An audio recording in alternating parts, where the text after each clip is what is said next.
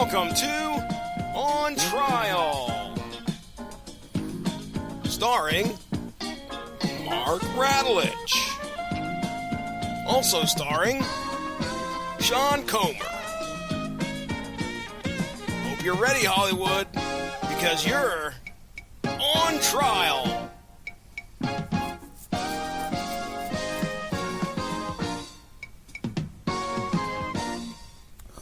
All rise. Court is now in session. The Honorable Judge Dredd presiding. I am your prosecuting attorney tonight, your mandated reporter, and frankly, I'm mortified, Mr. Mark Radulich. And on the docket is the 2010 Robert Rodriguez feature from the Predator franchise. Predators. That's plural, y'all. Predators. As I said, I will be prosecuting this little ditty, and joining us to defend it as the one and only Sean Comer. You're not. Hello, Sean. How are you? Johnny Cochran for the defense. Hello, everyone. I'm Sean. You're not. And if it's a movie, we can review it. So why don't you let's jump right into it. This is the final part of Predator Week here on the Radulich and Broadcasting Network. We did Archie vs. Predator on source material. Robert and I ripped apart the new The Predator movie on Tuesday, and this puts the cherry on the. This is it. This is the last thing outside of maybe novels and other comics before we are completely done with this franchise, because we also did a Long Road to Ruin on the first two Predator movies. So, what you got for notes, sir? Not a whole lot. I mean, this came out after a long period with, well, we want to say no installments in the Predator franchise, but that's only if we very selectively decide not to count Alien versus Predator. This came out, let's see, if I'm correct, and feel free to correct me if I'm not, I believe this came out after both of the Alien vs. Predator films. So at a time when the franchise name had been good and thoroughly sullied, and it needed a new direction, and lo and behold, someone at 20th Century Fox happened to find the script that Robert Rodriguez had developed way back in 1994 and decided, well, it sounds like we have better ideas for this property. And so production began in 2009, was shot per typical super efficient Robert Rodriguez fashion in only 53 days, with filming taking place in both Hawaii and Austin, Texas. Released on July 9th, 2010 here in the United States. The mainstream critics selected by Metacritic have not been kind to it. They scored it a paltry 51%. It grossed $24 million on its opening weekend. Since then, it has raked in another $52 million in the United States, bringing its total to about $127 million worldwide, which that's not bad when you consider this was made for only $40 million.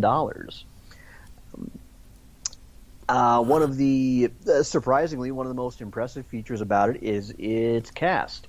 It stars a decidedly, dear God, what were they feeding you, buffed up Adrian Brody, Topher fucking Grace, Alice Braga, the great Walter Goggins, and the always entertaining, whether he's playing Cowboy Curtis or Neo, Lawrence Fishburne. As you mentioned, it was produced by Robert Rodriguez, written by Alex Litvak and Michael Finch, and directed by Nimrod Antal. There's a tilde on the O in his last name, so I'm not trying to be snarky. My Spanish is a bit rusty, so if I pronounce that badly, I apologize profusely. Up until recently, this was kind of the last we had heard from the big ugly motherfucker.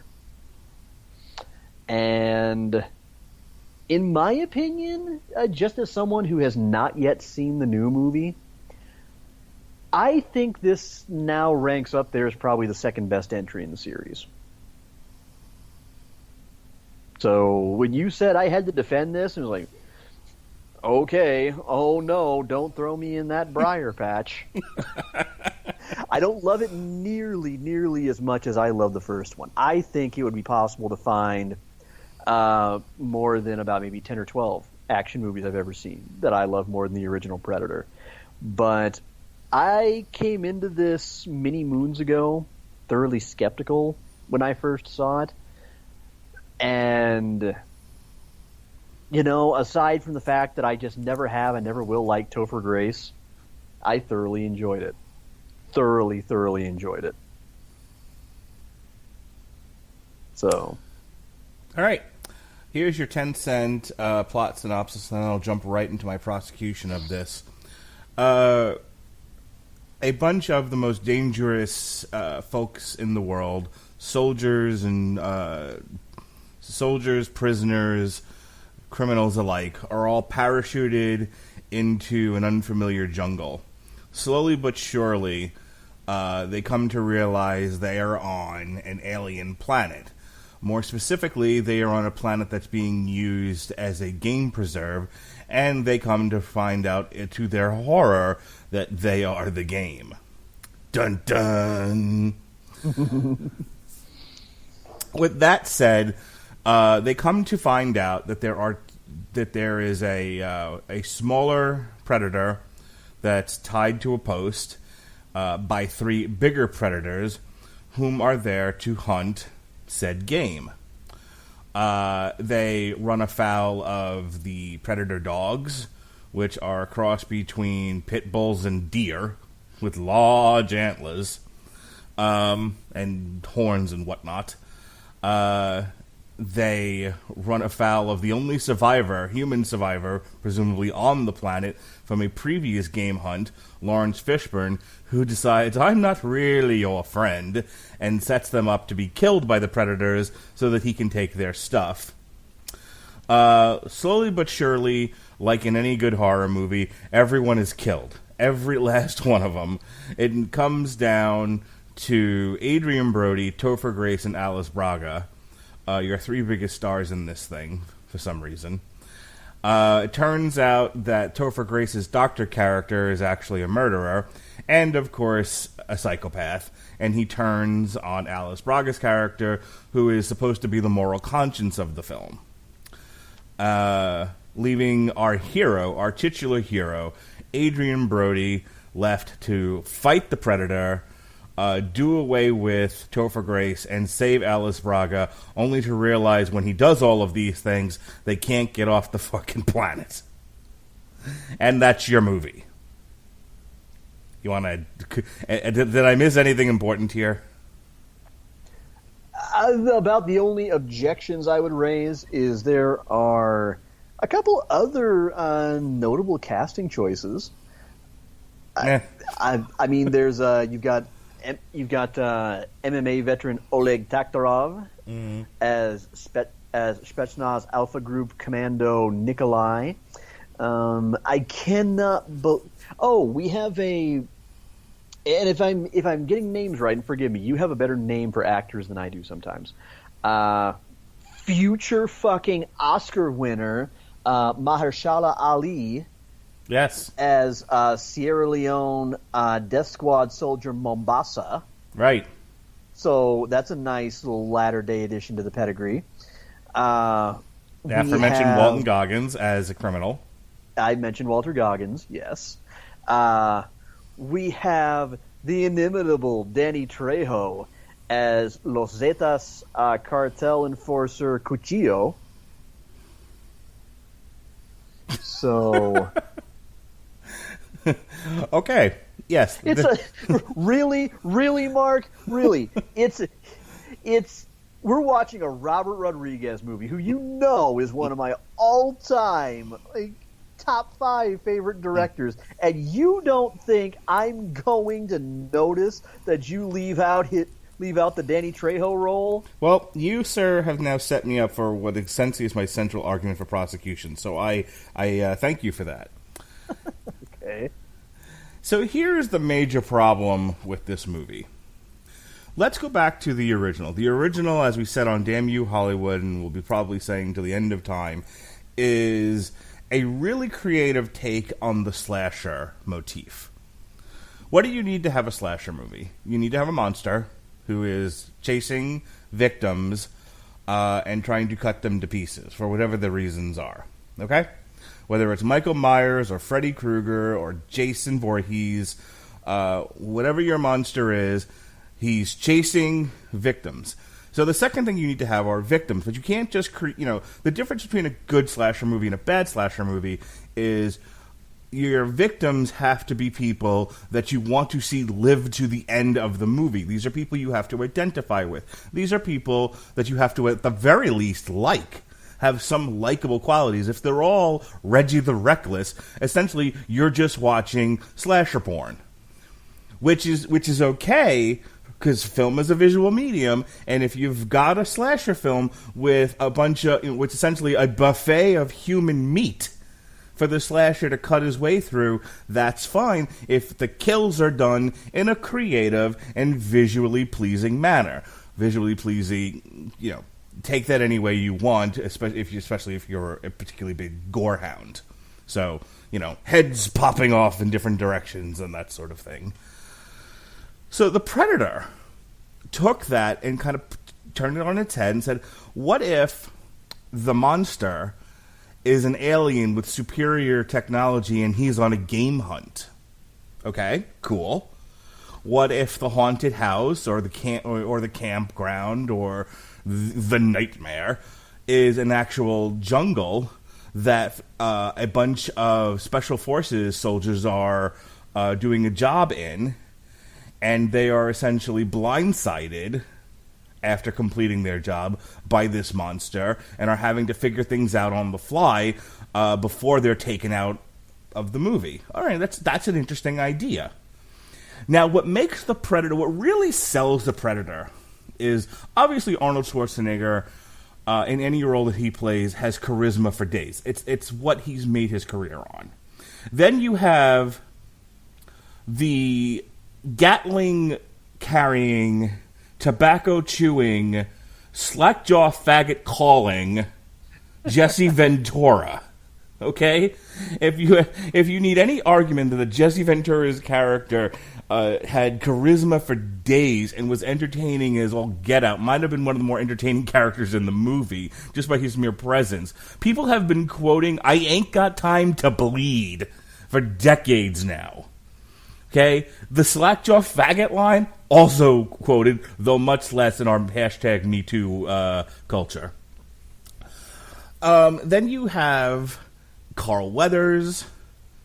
You have the rest of the cast. Everybody, are these big, buff, entertaining guys. There are scenes in the movie like the handshake, which I have said, if after that handshake every woman in the room wasn't impregnated, I don't know what's going on. The movie is just made of testosterone.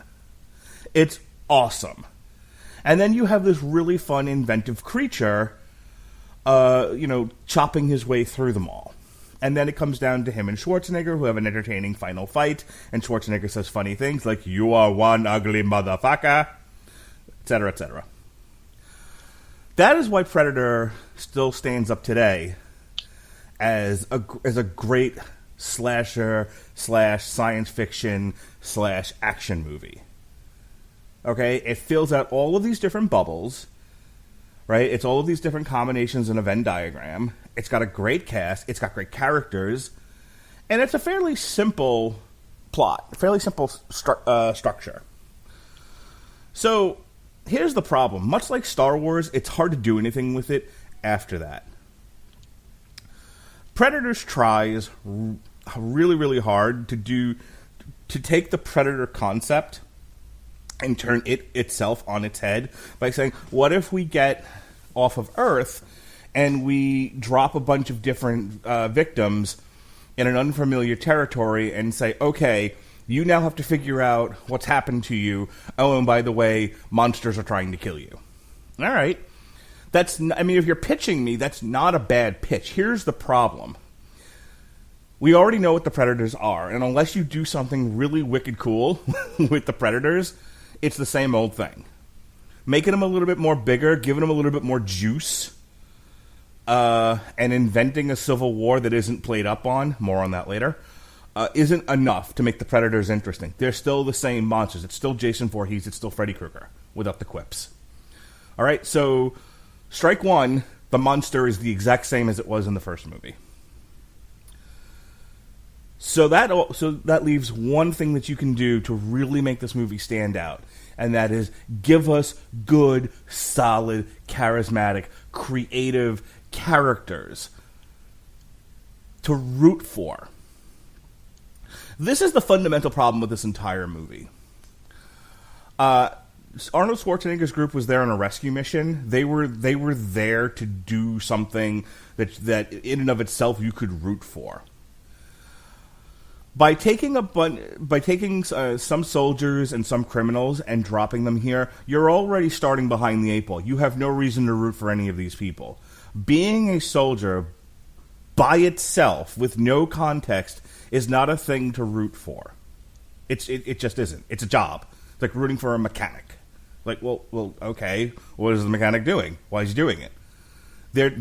Soldiers do a job, and I'm not saying being a soldier is inherently bad. I'm not saying it's inherently good. And I give all the credit in the world to the American Armed Forces, but in and of itself, devoid of context, it is just a thing. It is not good or bad. So you're already starting off with, why am I rooting for these people?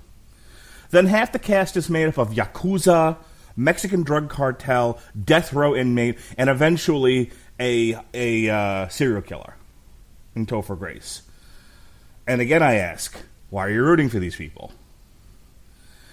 And before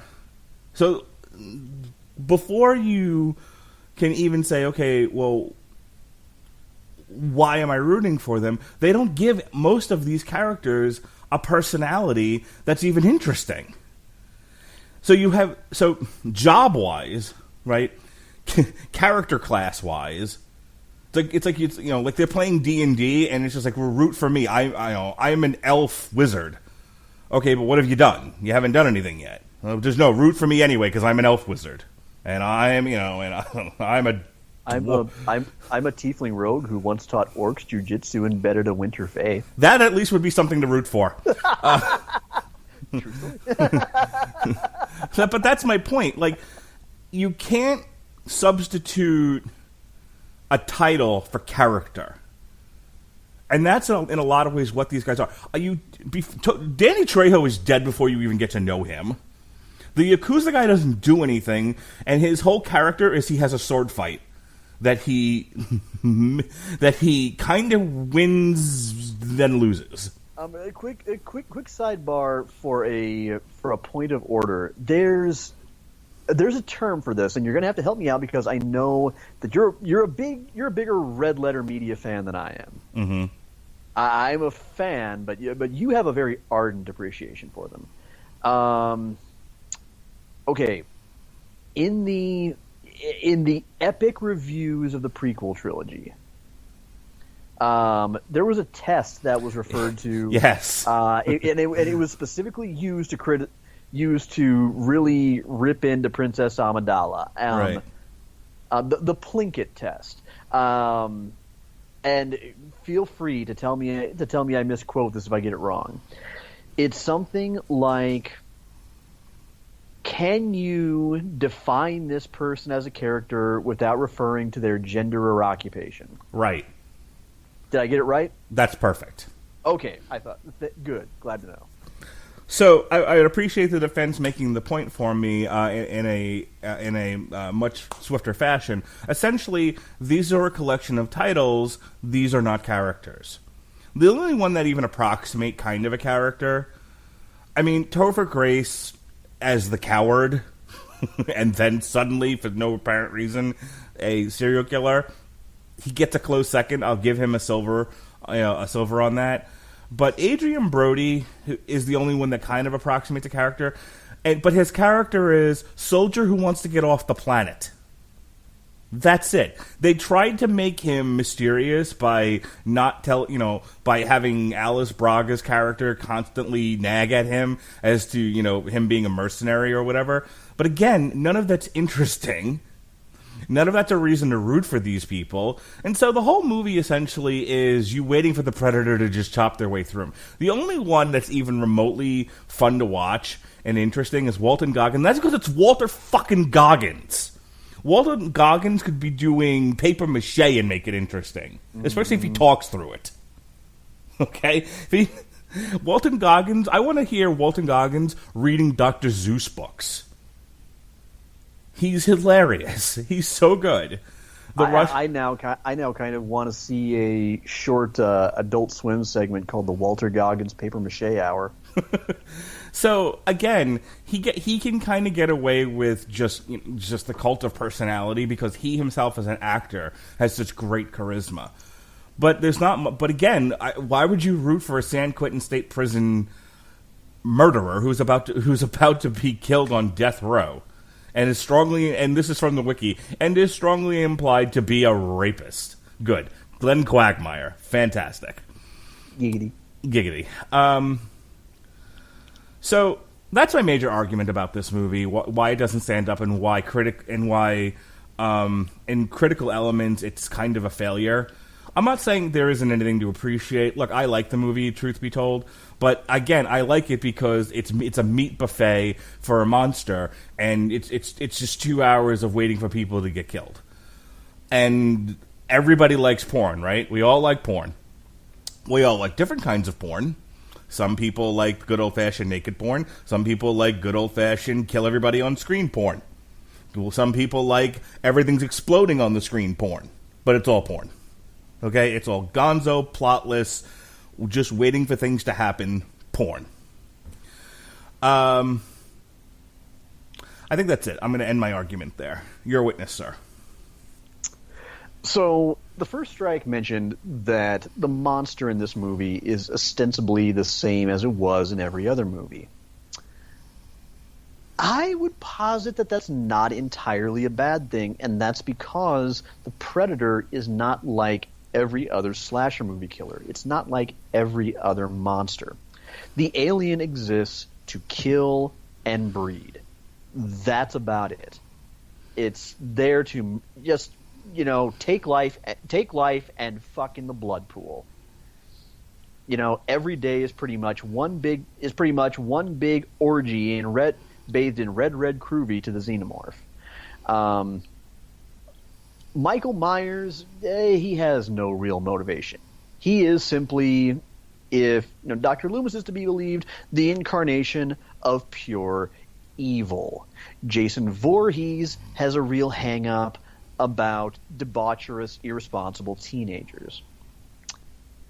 That's all well and good, but the thing is, those are all creatures and killers that first and foremost seek out the innocent, the defenseless. They go for prey that requires the very least amount of effort. What has always made the Predator interesting is that it's an honorable race of killers. They specifically seek out sport. If it's not dangerous prey, it isn't worthwhile to them.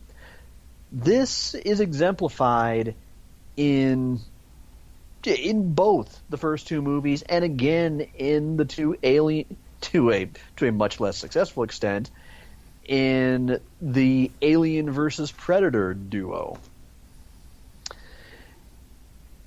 And so, in a way, it becomes a killer that you almost can't help but root for. It's a whole different experience. It's like, wait a sec, hang on. I'm keeping it light tonight. I just finished my workout, so I'm drinking Gatorade Zero. Let the drinking game commence. it's like that wrestler that's booked as a heel. But after a while watching them, somehow you can't help but be drawn to them, to root for them. It's Jake the Snake Roberts. It's Stone Cold Steve Austin. It's, at his best, The Rock. Sure, a little swig there. And that's the thing. You kind of end up respecting that. They're not out to exterminate humanity.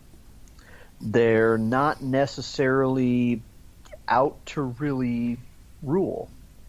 This race is me, my dad, and my uncles when we were a kid going hunting for the first few weeks of November. That's pretty. Gesundheit. I think that was a sneeze. I'm sorry. Sorry. You okay? It was a cough. Yeah, no, go ahead. That's okay. You kind of have to appreciate that, and even more so when you realize that that in this movie it's not entirely pitted against Boy Scouts. It's a bit of a different dynamic because, in a way, this is Predator sort of through the lens of Cube, if you want to compare it to anything. You have a whole bunch of strangers from various violent backgrounds, some righteous, some not so much. But the Predators have done their homework and they've seen that these people are worthy prey. They're sporting prey. Prey that will present them with an actual potential lethal challenge, theoretically. Whether they're criminals or soldiers who simply, fight for crown/God and country. They're all people who have proven adept at defending themselves and taking life, most of which can do so with no conscience or hesitation whatsoever. Or in the case of Topher Grace, he's particularly cunning. He's deceptive. He's shrewd. He's maneuverable. He hides in plain sight. I would think he actually might very well be the predator they might respect the most, if not for the fact that they probably also realize, this one tends to prey on the innocent. But you can't argue with this technique.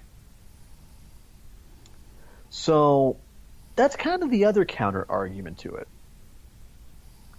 is the fact that they're not facing a cohesive team. They're not facing people who are necessarily inclined to all work together out of familiarity with one another.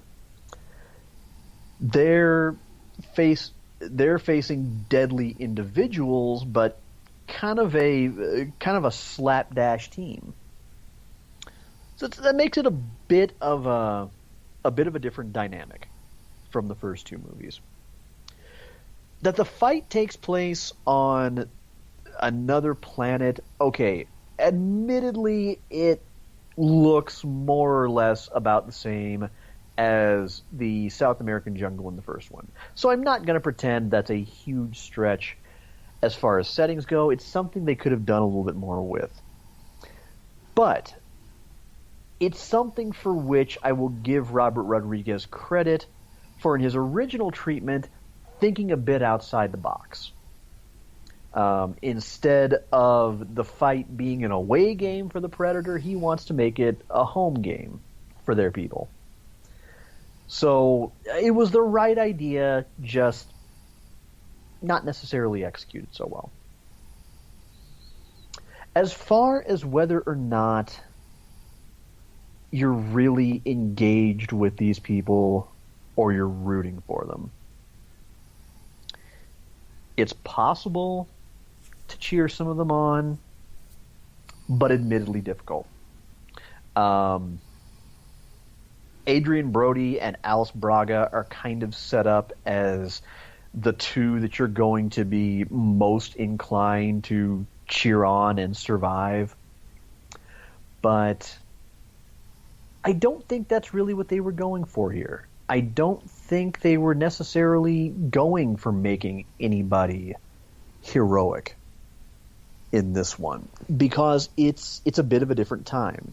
In the time of fiction, we're living in the age of the anti-hero, wherein we're more interested than anything else in just seeing the outcome itself, rather than necessarily looking for a champion, so to speak. We're just kind of sitting back watching the imminent bloodbath and going, you know what it is. To sum it up, it is me watching the Super Bowl every single fucking year. I give not a dribble of piss about professional football, if we're being perfectly honest. I do not. For a myriad of reasons, partially the fact that I've just found other sports towards which I'm more attracted, part of which being that I'm not a fan of the culture surrounding the NFL, part of it being the NFL fandom just generally irritates the piss out of me. And yet, every year I will at least keep track of the score of the Super Bowl. I will check in on key updates. Why? Because they've theoretically brought together the two best teams in the league. They've crafted the narrative around this is what makes them strong, this is what makes them weak, and I just want to see who comes out on top. Sometimes that really is all you need. Is just going, okay, I don't like either of these people, but I'm still intrigued to see which one is proven superior. And that works here. And that it's in part because Robert Rodriguez works well with anti-heroes. You have to remember, this all comes after he had done the Mariachi trilogy. After he had made his adaptation of Sin City, which is replete with, renegades, rebels, and rogues. I believe this was post Machete.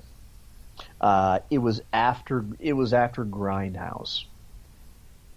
This is a franchise that is right up Robert Rodriguez's alley, and to be honest, I think it's just the fact that he wrote a good treatment initially, but at the time when he submitted it, 20th Century Fox was probably looking at him and thinking,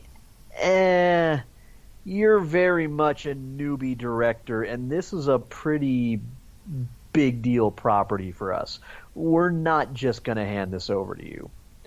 In fact, he wrote this while he was making Desperado, which was his, undeniable breakout. All of a sudden, Desperado comes out, hits huge. He makes an epically successful follow-up. He makes all the other movies I mentioned. He's become a Hollywood name, a guy that can bring in a project on time or before schedule, on or under budget, and it is almost guaranteed to make money. And lo and behold, that is what this one did. Over $120 million, $40 million budget after being shot in 53 days. That is amazing. And that really brings me to the ultimate point of this whole thing, is it often flies in the face of many of the arguments that I've made against other movies. But in this case, it's visceral and kind of psychological enough, and it has the kind of tense atmosphere around it, around always waiting for the next double cross, or for somebody to go rogue or something like that. That It works. Is it the greatest psychological thriller of all time? God, no. No. Come on. But it at least wasn't as silly as Predator 2. It didn't go off in the kinds of ridiculous, head-scratching, out-of-character for the franchise directions that Alien vs. Predator did. It's very true to the spirit of the first movie. I think that had this been made with in the mid 90s with a stable of whoever the most bankable stars were at that time, I think it would have probably been reviewed in a much more friendly fashion because it's more in line with what action movies were back then. Where everybody wasn't quite expecting something that was terribly cerebral or a masterpiece of cinema d'art. I don't know if I got that phrase right at all. I apologize to any French speakers out there. But really, I was pleasantly surprised to find that it was everything that I believe a Predator movie needs to be. And as a matter of fact, if they ever wanted to do a standalone Predator video game, this would have been a great premise for it. I would have played the ever-loving hell out of it. So, anyway, yours to conclude. My only other point with this, and then we're going to close it out tonight, as not a whole lot more needs to be said about this, is there are two reasons to make a sequel. One, because you feel like there's another story to be told with these characters. Their story is not yet finished. You as a creator, have a story in your heart that you feel like you need to be told, or you look at a thing and goes, wouldn't it be cool if this happened, or it'd be interesting if this happened with these characters. Or, it made a lot of money. You assume it's going to make more money if you do another one. Okay, let's be clear about that. Here's the trick with creating a sequel. In order for a sequel to, I think, be successful, because here's the thing. What you don't want to do is create a movie that's essentially a rehash of the first one. You also don't want to do what ends up becoming a mockery of the first one, or a cheap imitation of the first one. What you don't want is Grease 2. Okay?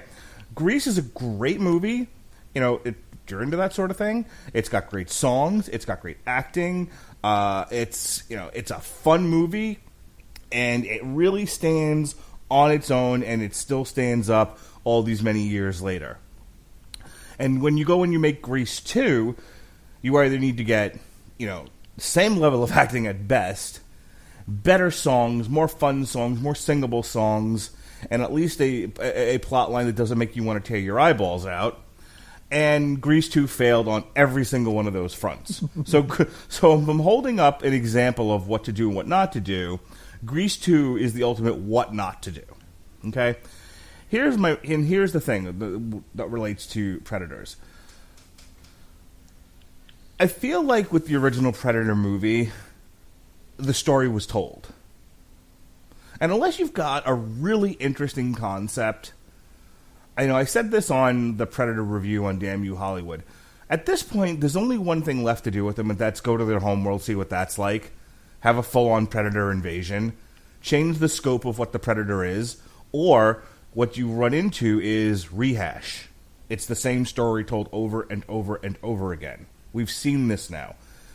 One of the guys on Half in the Bag actually said this. They're like, it's as if people keep coming up with really grand, outstanding ideas for the Predator, and then there's an executive at 20th Century Fox going, no, Predator movies are about people getting killed in the jungle. Period. So no matter what you do with them, at the end, kill everyone in the forest. Done. And I feel like the biggest problem with Predators is it didn't take the story any further. We don't know anything more about the Predators than we really did before. You know, the shoehorned in, there's a civil war going on. How about a flashback?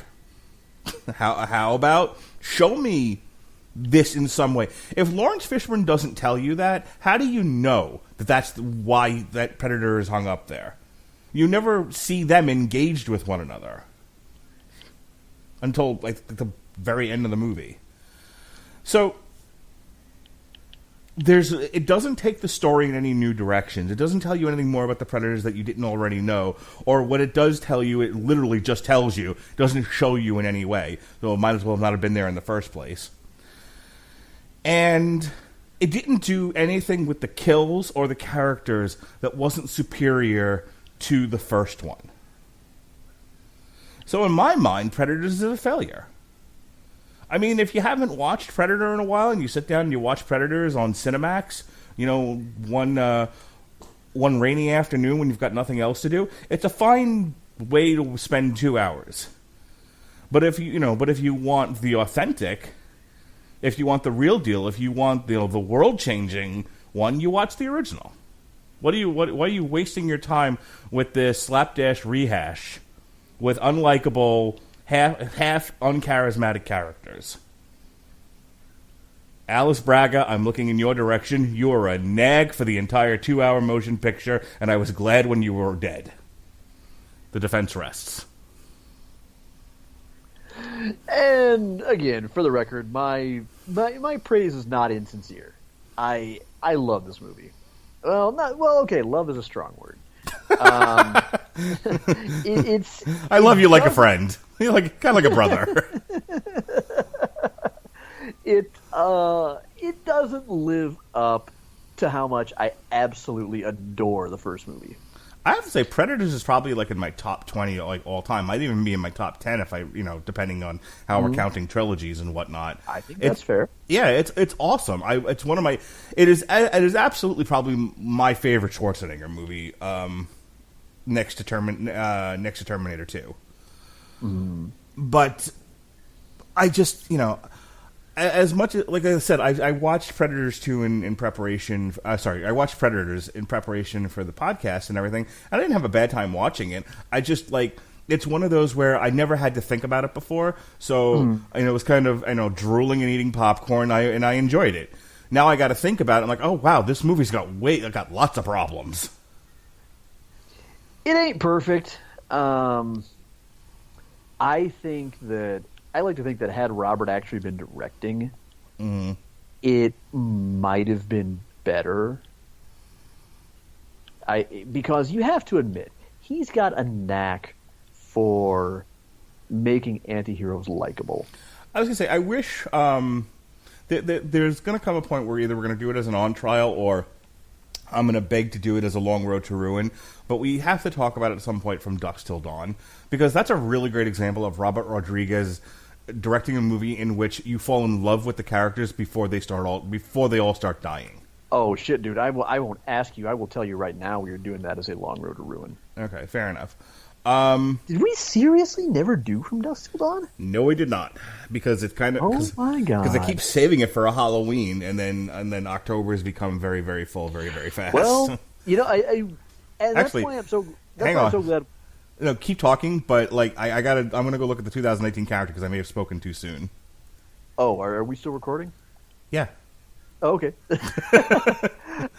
No, I was gonna say I'm damned excited to be bringing that back, because the burnout has faded. I'm in a better place. I'm a little more invested to it, a little more committed to podcasting now than I was then, and we've now got a bunch of franchises and franchise revivals and whatnot that we can talk about that we didn't have before. Well, here's what the October 2019 calendar looks like as far as what I need you for. There's here's what I have written down so far. I have On Trial Gotham by Gaslight, which is the DC animated feature. Unless you don't have a way of watching it, in which case then I'm going to end up doing it as a commentary with somebody else. And we need that. We're doing that one when? This is 2019, October. Oh, October 2019. I think I can procure a copy some way or another by then. Okay. Then the following weekend, and here's where I need you to weigh in here.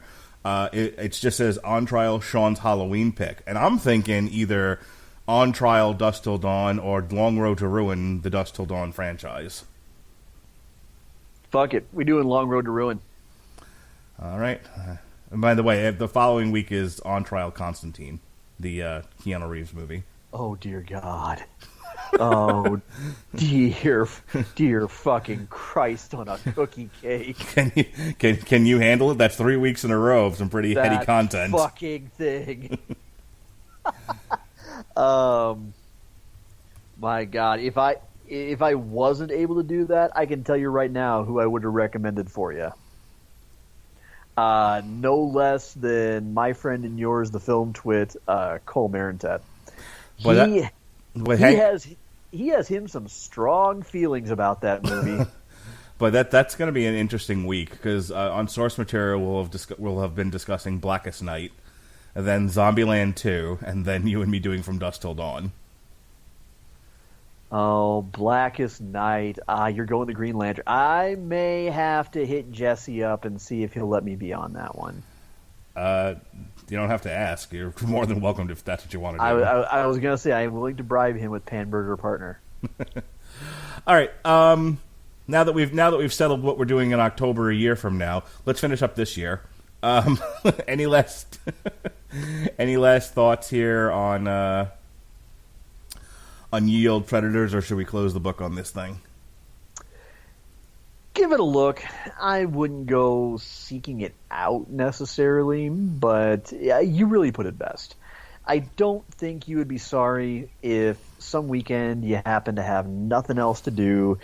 You were able to catch the unedited version on Starz, Showtime, HBO, whatever. It's a decent watch.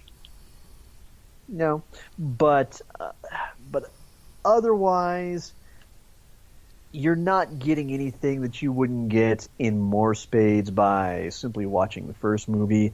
The second one is it's ridiculous, silly camp. Yeah, I love the second one. The second one is so silly. It's awesome. Yeah, the second one is early '90s pants on head nanners. So if that's your thing, you will probably dig it. I've never been quite as fond of it as some are, but it's riff worthy. I will put it that way.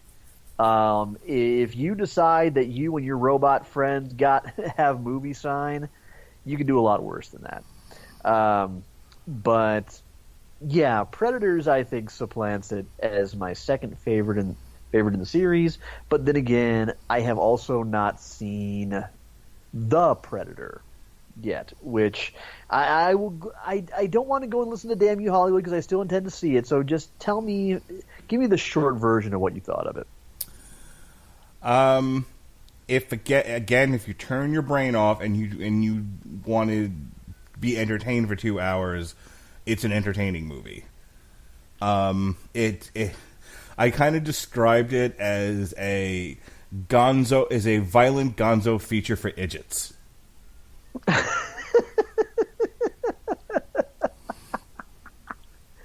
I wonder if that was what Shane Black was going for. It's highly possible. With that said, we're going to bring this puppy to a close. Next week, it's all Iron Fist all the time. We've got The Immortal Iron Fist by Ed Brubaker and Matt Fraction. The last Iron Fist story, which is the first 6 issues of that series. And then Robert Winfrey and I will be reviewing Iron Fist Season 2. And then on Wednesday, we'll be reviewing on the Metal Hammer of Doom Therapy, Cleave. If you're wondering what happened to this week's past Metal Hammer of Doom, I got threatened by lawyers again, so that had to come down. But wait, what? Oh, yeah. Every once in a while, if the Warner Music, if whatever album we've covered is in some way associated with the Warner Brothers Music Group, they send me a letter saying, "Take it down. You're violating copyright law." Oh, give me a break. Even if you're, Yeah. Fair use is such a worthless, toothless doctrine. You betcha. So being a little peon in the world, I just if I get a letter saying take it down, it gets taken down. That's 2 out of the last 4, by the way. Bullet for My Valentine and Clutch are still up there, but Alice in Chains had to come down, and now Corpaclani of all things had to come down. Anyway, what's still up though is Archie vs. Predator and Damn You Hollywood: The Predator. We've also got the Clutch, the Book of Bad Decisions. Sean and I talked Insatiable Season 1. There was a Screaming Boy, DC Universe, over-the-top app discussion, a commentary for Superman Doomsday, and Pat and I did alternative commentary for the highway robbery that was Canelo versus Triple G2. So we got all that goodness that hasn't been taken down by lawyers here on the Rattlegion Broadcasting Network. Sean, tell them what time it is, and let's get out of here. Well, folks, follow me on Twitter at Comer Codex. You can off and on, when I'm not terribly busy with day job things and trying to make ready to move back to Arizona in the not too distant future, a little bit further the next Sunday 80. You can find me ranting about video games, hockey, occasionally my disbelief at American politics, all kinds of fun stuff. And that lately is about the most reliable place. You can also follow my blog over at comercodex.wordpress.com to get updates for when I write something new there. When I have time, I do really want to get back to streaming on Twitch. I miss it. So if you want to follow me there, just in case to get updates when I get back to that, twitch.tv/comercodex. You're picking up on a theme here. Otherwise, thank you everybody for listening. Mark and I surely do appreciate it. I'm Sean. You're not. Never dull your colors for someone else's canvas. All right. With that said, just quick plug for the next On Trial, which will be October 30th. It's Sean's pick. It's the 1981, now out of continuity, Halloween 2. So stay tuned for the next installment of On Trial, October 30th, 2018. Not 2019, that's a whole other thing. All right, with that, all rise, court is now out of session. The judge has left the building along with Elvis. Be well, be safe, and behave.